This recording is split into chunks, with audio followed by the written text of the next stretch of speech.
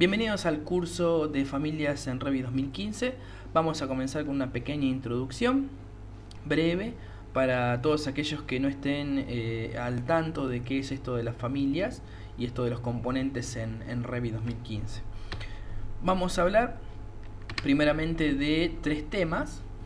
El primero son, obviamente las familias en Revit, qué son y por qué su importancia. El segundo, cuáles son las características que tienen estas familias, algunas características principales.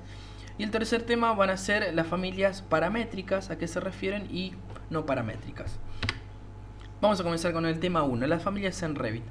Cuando construimos un modelo virtual en este programa, en este software, por ejemplo, Revit de Arquitectura, estamos colocando componentes en ese modelo virtual y cada uno de esos componentes se le denomina familia, o mejor dicho, es un ejemplar de una familia.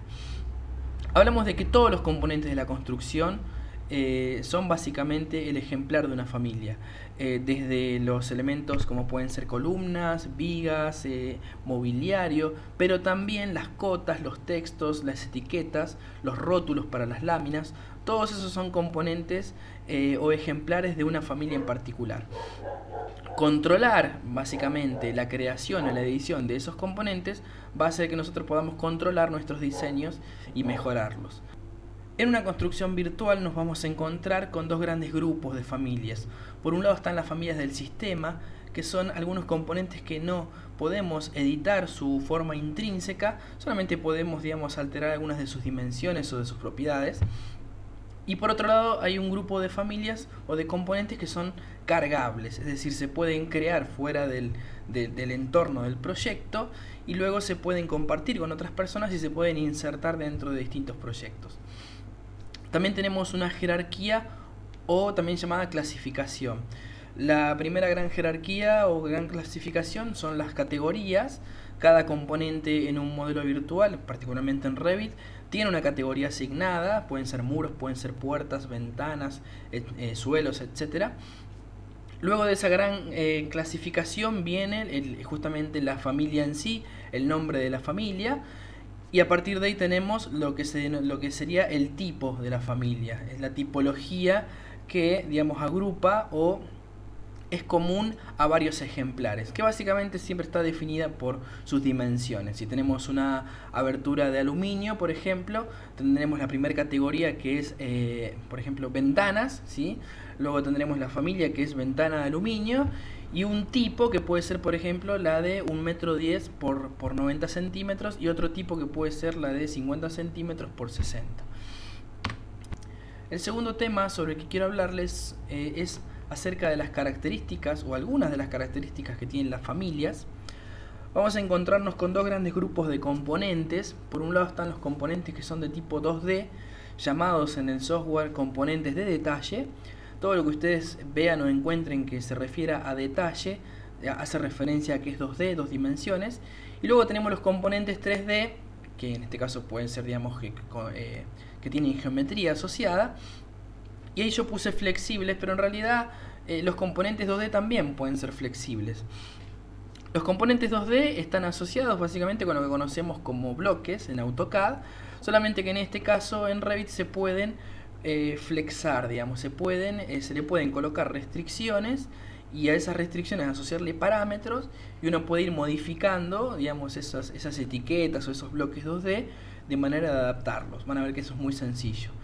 Con los componentes 3D pasa lo mismo, pero con geometría. Yo puedo modelar una abertura y puedo generarle, ciertas restricciones, asociarle parámetros, y entonces voy a lograr flexibilizar o hacer un componente que se adapta a muchas situaciones.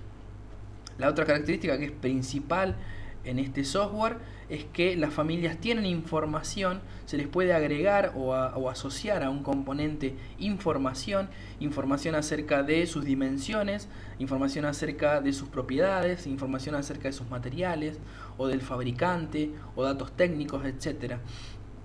Y otra condición es que estos componentes pueden anidarse entre sí, es decir, yo puedo, por ejemplo, modelar un picaporte de una abertura, lo guardo como una familia cargable, luego ese picaporte lo inserto dentro de lo que es la familia de la hoja de la abertura y a esa hoja de la abertura luego le inserto, digamos, dentro de lo que sería el marco de la abertura, y inserto dos, digamos, ¿no?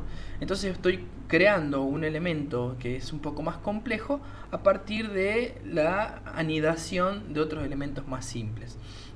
Van a ver que conforme avanza el curso van a encontrarse con que esta forma de anidar o esta estrategia de crear componentes pequeños y agruparlos, anidarlos dentro de otras familias o componentes es muy poderosa y muy provechosa.